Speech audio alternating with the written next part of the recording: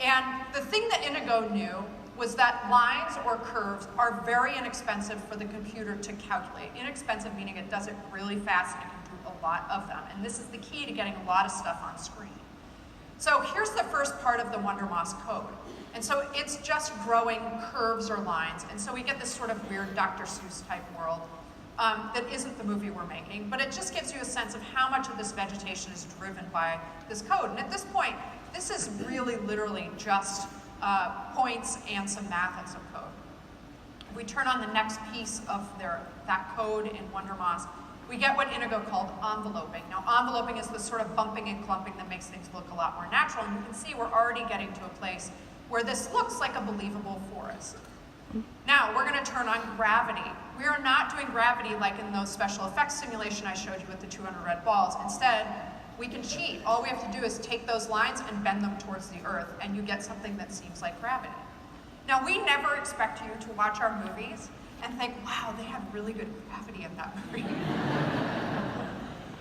We are really doing this so that you never notice. We do a ton of work so that you just believe in this world, you accept it, and we don't pull you out of it as the audience. Where if we didn't put the gravity in, say, and all the grass was straight up, you might think it looked a little weird or a little computery, and all we want you to be doing is enjoying the story. The next piece you can imagine is very important for vegetation, which is color variation, so we get sort of old grass and new grass, and old leaves and new leaves. This is my favorite part of it. It's this thing that is called extra curve variation, and this is all these different little bits of logics in here, one of which I can show best with this loop here, and you can see the clover growing.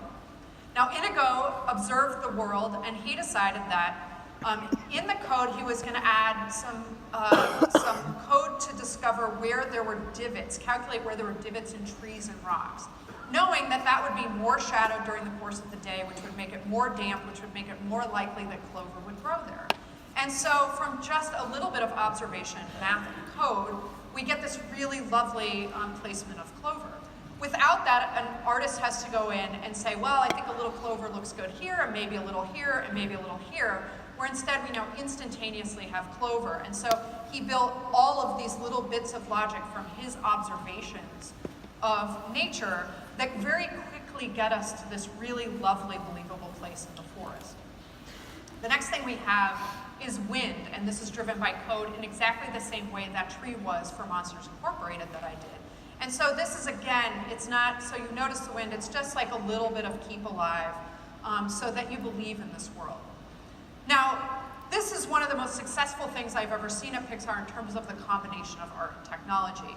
And part of that was because Inigo is this really incredible person in that he has this super art tech brain. And when he looks at nature, he sees math, where the rest of us, when we look at nature, we see nature.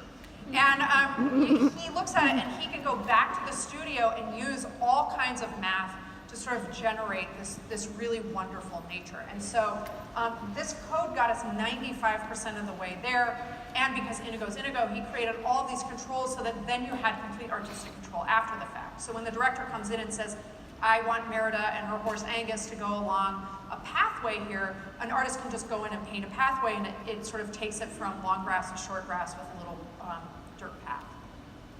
So putting all that together, you know, where normally it might have been 50% tech and then an artist spending 50% of their time fixing up what the computer gave us to make it look great, this all somehow the art tech got rolled into one thing. And so we can get this really lush, complex forest that the art director really felt was important to get the audience to buy into this sort of magical forest that's the setting for the movie.